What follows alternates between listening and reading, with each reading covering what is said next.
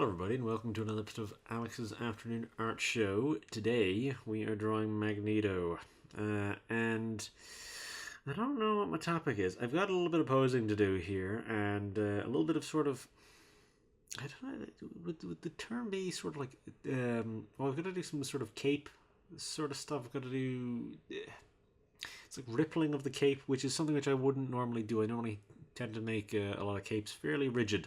But because of the pose that we have, which you'll see in a minute, is, because of the pose, we've got to do a little bit more with it than what I would normally do.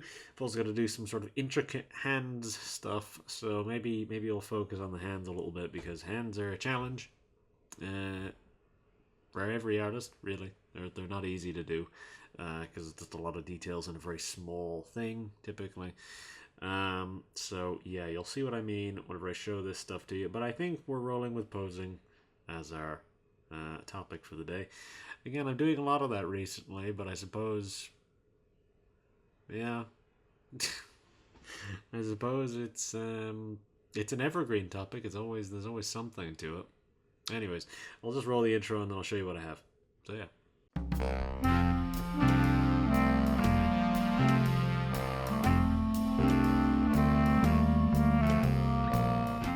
So yeah, this is what we've got. So kind of like last time, we've got another flying pose, but this is more of a sort of hovering pose. And because this is Magneto tends to kind of hover in a bit more of a kind of like an aggressive pose. And the idea being that the cape is sort of like floating up a little bit, and so it's all kind of rippling out and moving in these ways. So that's what I mean whenever I say we're going to have a lot of stuff to do with the cape, which again I wouldn't normally bother with. Normally with the cape, what I would normally do would be I'd draw the edges like this, and then I just sort of draw the bottom, and then if anything sort of tucks up like that, I'd draw that much, and that's about it. But here we've got a lot of these extra little fabric lines of things rippling and moving in those nice little ways where it all looks interesting. But yeah, we're sticking with a fairly classic Magneto design here. There's not much in terms of, it's not like a crazy different one. I'm usually fairly happy with Magneto's classic design. I don't really feel the need to sort of alter it too much. I just sort of add these little seams here. Just there's a little bit more movement going on with it. Obviously there's a lot of musculature here, so that will cover a lot of what we would be normally having as kind of flat space. And yeah, so now the shape of the helmet is a little different than what I might normally draw as well. I normally have the sides of the helmet be fairly flat and harsh, where here it sort of dips in a little bit and then out. It sort of, yeah, comes out a little bit into this sort of like slightly raised out section that then tucks, then points rather harshly down. So the idea being that the back of the helmet would be slightly raised, and that would be where his hair would kind of fall out at the back. So yeah, I think that sort of makes a degree of sense. But yeah, the trick with Magneto, typically whenever you're drawing him, is especially with the head, because this is where a lot of the problems can come in. A lot of the time with Magneto's head, you actually will probably want to draw the face before you draw the helmet. That's a little important tip, because a lot of the time you can end up putting yourself in a position where you're actually losing lots, because say for example I'd drawn the helmet first, I wouldn't have left probably enough space for his eyebrows, maybe even his mouth. You'd probably be getting the sides of his mouth getting cut off. You're already getting the sort of lines around his nose getting cut off a little bit here. I've given him a bit of stubble, just to sort of gruff him up a little bit, because I find that I tend to prefer a slightly scruffier Magneto as opposed to like a sort of perfectly clean one. He's also, yeah, I haven't made him like super old. I've just given him sort of crow's feet and a little line under the eye, so that it's not like, again, he doesn't look too old. But yeah, I suppose let's move on to the important stuff. So hands. So here, I'm pretty sure I had to do a lot of the hands here by hand. Let's just focus on this hand first, because obviously this is a very different pose here as well.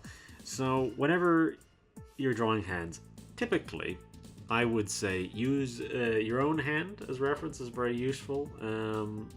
I can't really do it in such a way where it's visible on camera all that easily. But yeah, like using your own hands as reference can be useful, but obviously it depends because you might be trying. For example, I have fairly long and narrow hands, not even long and narrow fingers, and just a fairly big hand.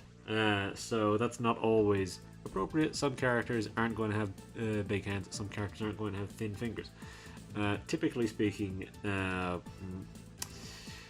there's a few tendencies which you can work with in terms of hands. Typically speaking, women tend to have this is again tendencies, so it's not a sort of it's not the sort of thing of where it's like, oh, I'm just sort of pulling this out of nowhere. Again, these tend to be the case. It's not always the case. Again, I'll just roll with what I was saying anyways. Women tend to have thinner fingers and a smaller palm, and long fingers, whereas men tend to have sort of thicker, shorter fingers and a bigger palm. Tend to. Again, I'm proof of that not being true because again I have thin, long fingers. But yeah, so that's again, as I say, it's the sort of thing of where it's a tendency. A lot of the time, I don't really work off of that really because again, I've given Magneto here quite thin fingers, but he's got fairly thick thumbs. And this thumb is a little odd. This thumb should probably be a bit more kind of narrow. It's a bit of a weird diamond shape, which doesn't look quite right. But you're also dealing with a lot of perspective. When you're doing hands, especially if you're doing a hand pose like this, of where some fingers are facing forward and then some fingers are facing out and stuff like that, of where you're getting sort of stuff of where the hands are kind of, again, you're seeing a bit of from every angle. Which again makes things a bit challenging to draw, but it makes it a lot more interesting looking in a final product. So that's the thing, you kind of want to use stuff like that to your advantage. There's a little bit of a proportional thing here where this arm is slightly more forward than this one, so this hand is a little bigger, this hand is a little smaller. I think the fingers here are maybe a little too small. I might need to make those a little bit bigger because they just don't look right. These two fingers in particular are a little too small, and that thumb isn't quite right. But yeah, here, this hand is a little bit better, I think, than this one. Now, there's still some sort of base lines here, which are obviously intersecting in ways that I'm going to clean up later. There's a lot of just messiness here with that hand in particular, which I'll have to clean up, but this hand is not quite right. There's a few bits which I'd like to change. Some of those fingers aren't quite right. And yeah, obviously, now I talked about this last time with the Power Girl drawing, but if you want to sort of sell a flying pose, there's a few easy ways to do that. If you've got a lot of fabrics going on, you can use that to your advantage. If someone's flying forward and they have a cape at the end, there's a good reason why a lot of characters who fly have capes, and it's again to sell the motion. If someone's flying forward, their cape should be going back. If someone's flying backwards, the cape should be coming forward. And so because Magneto's hovering, his cape is sort of just billowing and flowing in all these sort of weird ways. And then obviously you use the feet there to obviously signify that someone is flying. Because his feet are sort of crooked, this leg is coming forward a little bit, hence why the knee is sort of bent that way. This leg is obviously bent out to the side, so you're getting that sort of posing there. And then obviously, yeah, this boot is sort of pointed downwards, so yeah, you're getting that angle. Yeah. So realistically speaking, I am going to have to do a few little adjustments. Mostly what we've got here is decent enough to work with. I am going to have to think about what I want to do for the background because I have no idea. I'm probably going to do something simple because last time the background was a big focus. So this time I'm probably going to want to do something a bit simpler with the background. Probably just going to want to have a gradient of some variety just coming from the edges inwards, some sort of vignette gradient. Because I think that'll look alright. Say for example something which is like kind of pinky purple that moves out into a sort of a deeper purple, which means I'm probably going to need to go for a color palette that is quite purple. A lot of the time I end up kind of gravitating towards purples because they sort of work well as a shading color, I find. Purple at least works pretty well as a shading color. I mean, same with black. Black works very well as a shading color as well, but you don't always want to just be relying on black. Because black is probably one of the more versatile colors that you can work with, but again, you don't always want to rely too much on the one. And again, I mean, I've sort of overcorrected in a sense because again, I use purple a lot. But purple works; it's very effective. But yeah, anyways, I'll probably work with something like that. I might maybe even go with something reddish for the background, but I always do reds and stuff like that for background, so I don't know. I don't know, I'll have a think about it. It's not really to worry about yet. But yeah, I'll have to think about all those colors and stuff like that later. But yeah, is there anything else I need to cover? I sort of covered everything I needed to in terms of the sort of design stuff and the posing things. Because I don't really I didn't really come into this with a topic, so to speak. Again, it's a flying post, so I sort of thought to myself, well, I'm going to talk about posing anyways, but, you know. Anyways, I think I may as well just start, and then I'll be back to do the colors, where I'll talk a little bit more, I guess. But yeah, I'll have a time to maybe think about some other stuff to talk about. But yeah, anyways, I'll move on. Yeah.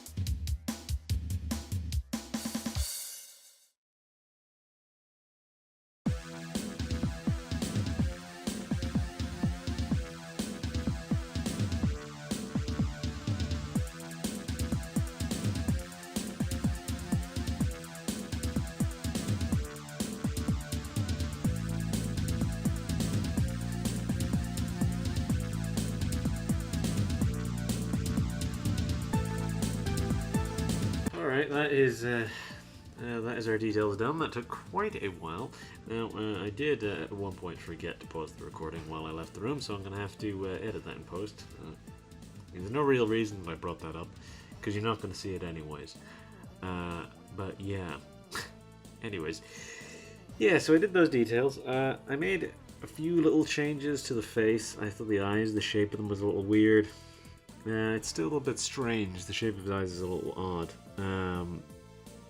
He's got a sort of kind of unusual kind of W shape to his brow and his eyes here. His eyes kind of like dip in a little bit. But you can just argue that as being like a bit of the wrinkling around his eyes. But it's fine. Now, yeah, I altered this hand. I made the index finger a little shorter. I made the ring finger a little thicker, and then I made these other fingers a little bit, or not the ring finger, middle finger a bit bigger. Then I made these last two fingers here a little bit bigger as well. So they're all a bit more even now, and again, the hand is further back, so it shouldn't be as big as this one, because this one's coming forward. And this thumb is straight, whereas this one's bending, so that's the sort of differences there. I was going to make the gloves and boots stick out, but I decided to have them conform more to the shape of the arm and legs, respectively, because I think that looks alright. I think it looks fine. It makes my life a little easier in terms of drawing as well, especially given how sort of awkward it is to draw all the sort of cape stuff in the background. That was a bit of a challenge. Time consuming. Again, not super challenging, but time consuming, which is usually the problem. Now again, color-wise, this should be pretty quick because he has, what, 3 colors that I have to deal with? I am going to have to color his eyebrows, but besides his face, besides like skin, well, skin, hair for the eyebrows, eyes, red and purple, that's it. It's not too challenging. It's definitely not too challenging at all in terms of the colors, so yeah, the colors will be pretty quick. So I suppose there's a few things which I meant to mention. One of the ones which is that Magneto has been on my list for ages, and it's kind of funny that I have drawn him twice at this point on the show. And what's funny is that I have drawn him in the Marvel Nemesis drawings, and I drew him in the Marvel vs. Capcom 2 drawings. And in both of those instances, I was never able to draw Magneto under my own on my own terms. I sort of was able to do what I wanted with the Marvel vs. Capcom 2 one, because with those, it was a case of where I had a little bit more freedom, but he had to be at a certain angle because of the way that I organized those drawings. He had to be at a certain angle, and he had to be in a simple enough pose because a lot of them would be covered, and he would be covering parts of another character. So again, he couldn't be doing too much. That would take up too much space, and so on and so forth. And then with the Marvel Nemesis ones, those videos are predominantly just design critiques, so I wanted to keep the posing rather simple, for one, to make my life easier, and for two, because again, the videos were mostly about critiquing the designs, more so than anything in particular there. But yeah, it is funny that I finally got around to drawing Magneto, and it took this long, 100 and something episodes in. I don't actually know. That could be much further than because I haven't really been counting. I'm probably at 150 by now, I think. This might be episode 150. I don't actually know. Again, I've not been counting. But yeah, anyways, yeah, the colors will be very quick. The details took a long time, but yeah, that's sort of the biggest hurdle, really.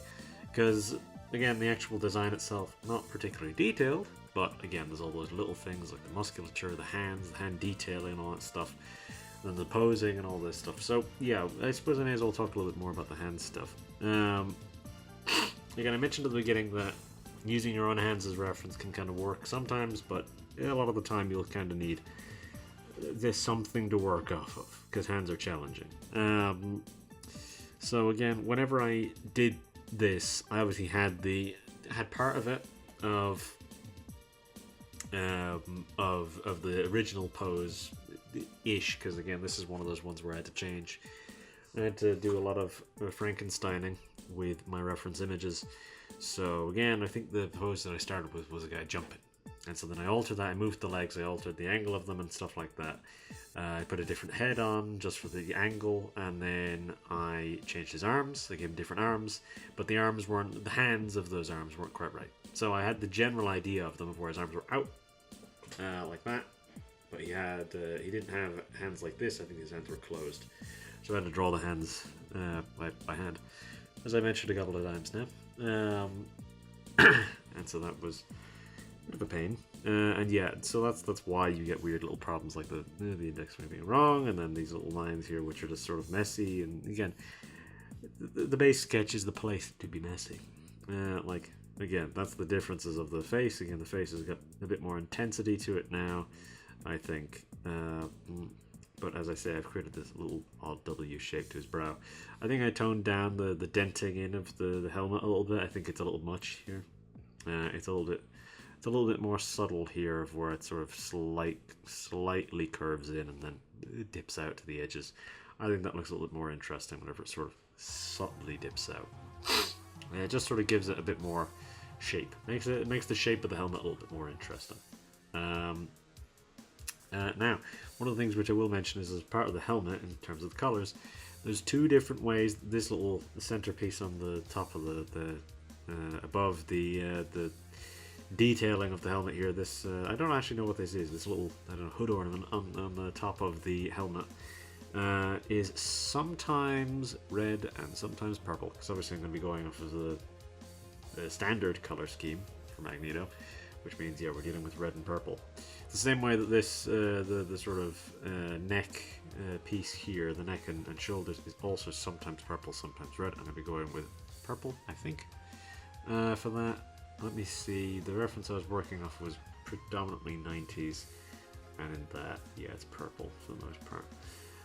So yeah, I'll be working off of purple for that, and then I will, yeah, be doing, I think I'll be doing red for the hood ornament. I think that makes sense. Memory serves, Magneto's eyes are blue, so that's fine. That's just something I'll need to remember. But yeah, I think I've probably done enough rambling here. Yeah. I thought I sort of detailed the musculature enough. I gave him a little bit more ab definition because he is kind of hunching in, so you should be seeing a little bit more folding in the sort of center area there. You should be seeing a little bit more folding around the core, especially if he's buff. You'll be seeing a little bit more of it there. The abs will be a bit more on show. Not specifically flex, but visible. But yeah, anyways. I should probably get moving on this because, yeah, I have been talking for quite a while now, especially given that I was also talking for like 10 minutes at the start. Anyways, I'll get moving, I'll do these colors, and I'll throw in my background as well. I think I'll just do a simple gradient, something like that, just to make my life easier. I don't need anything too crazy. Yeah, I'll just do that. Simple enough background, I'll do these colors, and then I'll be back to do the painted shading, which should be simple enough. So yeah.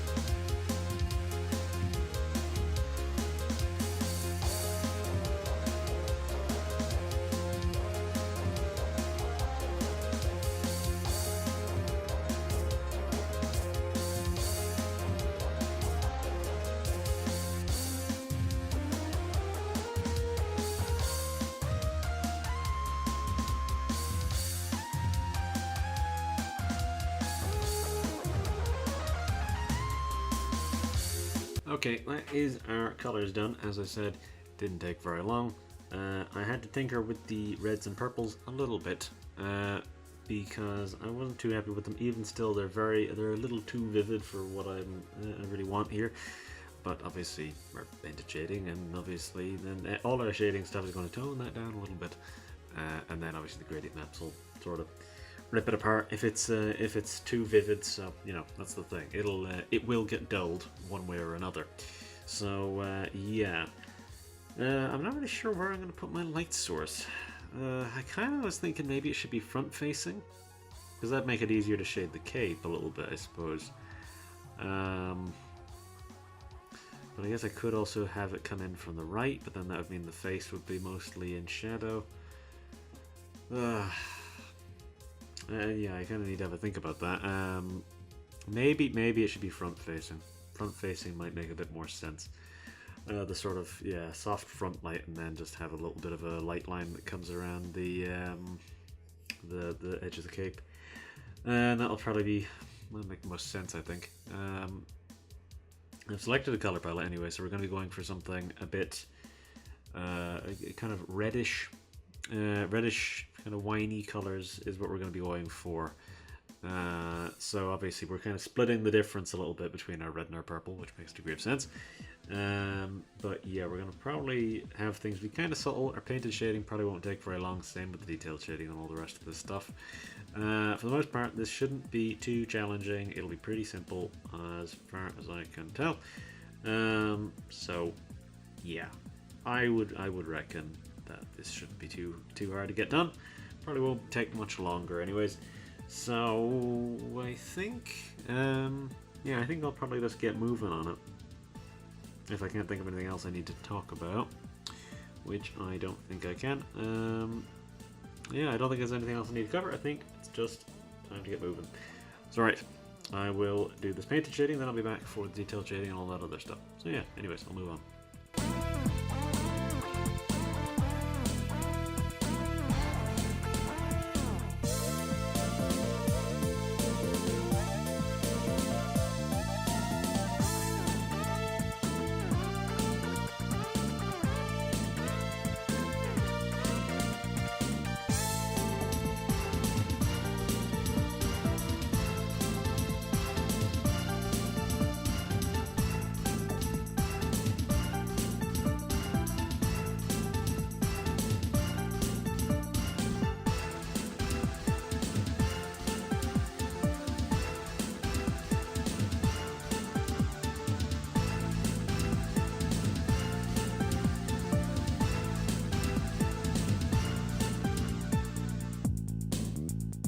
Alright, that is our painted shading done, and yeah, as I said, not too long, but again, we're getting there in terms of time.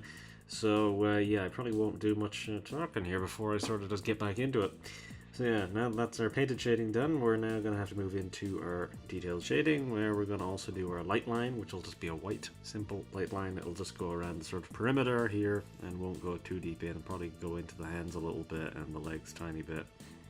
But realistically, it won't dip too much into the perimeter of the character, I would think. Maybe even a light, very light edge on the sort of character, and then maybe a bit thicker around the hands and the feet. But otherwise, largely sort of going to be doing a fairly mild light line. Yeah, what else did I want to... And yeah, I'll also have to do my gradient maps. Obviously, I have my color palette set in stone at this point. What's funny is that the painted shading here has given this a bit more of a different tone than I would have expected in terms of colors, because of obviously the color palette that I'm going for.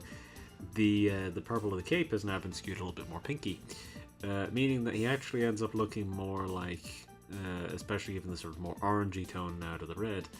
It's funny because he ends up looking more like the Marvel vs. Capcom 2 art than the Marvel vs. Capcom 2 drawing I specifically did. So it's funny, I suppose, because yeah, that in that art it's all fairly uniform. The red, the primary red, is also fairly similar in color to the purple. Purple is only like a slightly kind of different shade. It's because of the sort of color palette that they have, it sort of ends up skewing those two colors in particular very close together. So yeah, you end up getting this sort of thing of where the purple is very kind of pinky toned, and then the red is also very sort of is more of a salmony toned thing. So they're actually not visibly all that different. Now here, obviously, they're a lot more visibly different. But yeah, it's funny that that's sort of how that's worked out. But anyways, I will do these this detailed shading, the light line, and then our first gradient map, and then I'll be back to do the rest of the gradient maps and wrap up. So yeah.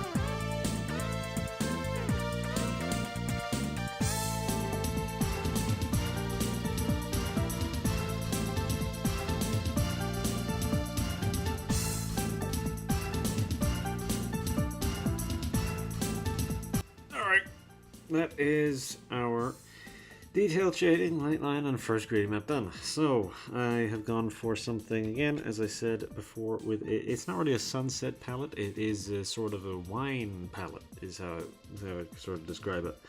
Where again, our deepest colors are sort of like kind of pinky purple. Our lightest color is a sort of salmony orange.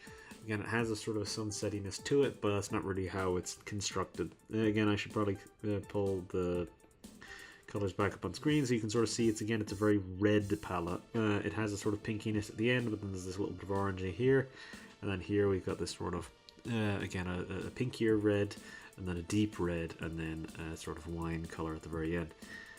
So right, let's make our duplicates of this. I'm sticking with soft light. I had a peek at it and I thought that did look a lot better than luminosity, or than overlay. I mean, we're doing a luminosity now.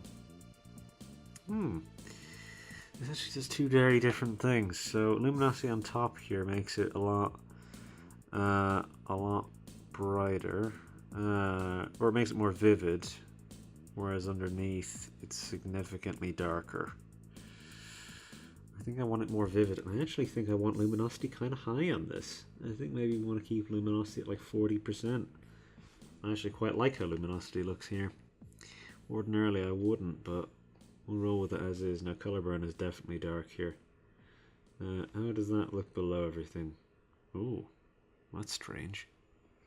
Right in between there. No. Color burn should probably be over everything and be about 5%. Just want it to be a light sort of deepening and vividening. I don't know exactly the right term for that, but to make the colors a little bit more vivid just before the end. So right, I'll grab my texture and throw that over everything, and then that will basically be it. So let me see, where did I leave that texture? Should be around here somewhere, right? There it is. Okay, let's see how this looks. I might want the texture to be kind of high, high opacity, because there's not much going on in the background.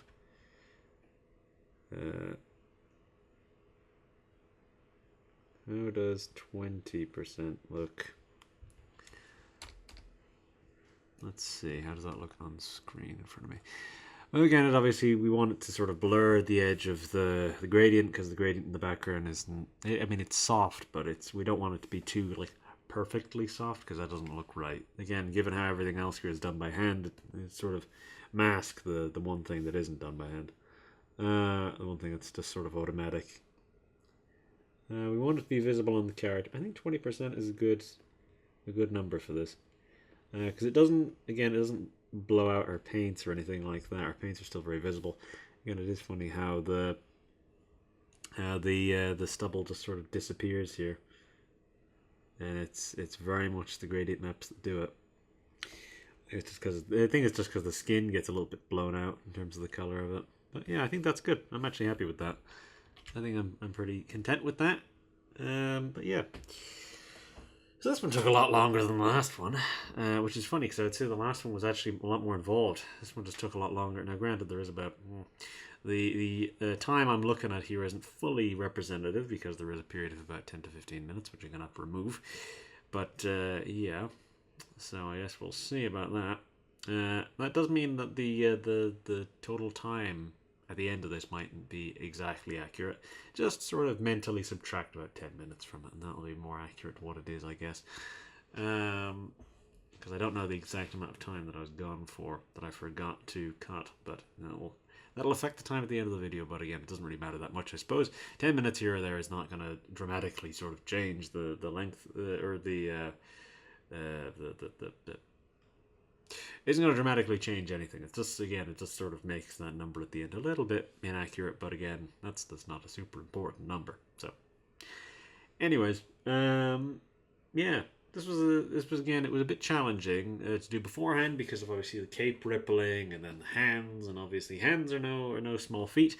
There is a sort of a symmetry thing which I maybe meant to talk about a little bit earlier on, because if you watched the Magic art video I did a little while ago, I talked a lot about symmetry and asymmetry there, where again symmetry can be more visually appealing but isn't necessarily realistic. The human face is not symmetrical. It might seem symmetrical on paper, it's symmetrical, and making drawing a face which is more symmetrical can be very it can be appealing. It can be artistically appealing and satisfying in some respect, but it's just not very. It's not, again.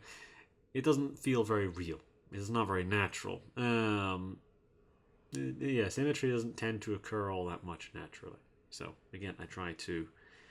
Well, again, it's one thing of where it's not like I'm trying to make things asymmetrical. It just sort of happens as time goes on, because whenever you're doing these things, there's inconsistencies and inaccuracies that are going to happen. For example, I think the spokes on that hood ornament are slightly off. They're not exactly symmetrical. Same with a lot of the design work on the helmet. It's not fully symmetrical. Some bits are slightly longer, some bits are slightly shorter, some bits aren't quite lining up exactly. The sort of bend of the helmet isn't quite perfectly symmetrical. Stuff like that. Again, the fingers on the hands aren't exactly symmetrical. They're a little bit off. Stuff like that. Where again, it's not super interesting to draw. Symmetry. It can be a little repetitive by nature, because you're going to have to draw everything multiple times and try and replicate the same thing that you drew the first time, meaning it's going to be a bit more annoying and difficult to do.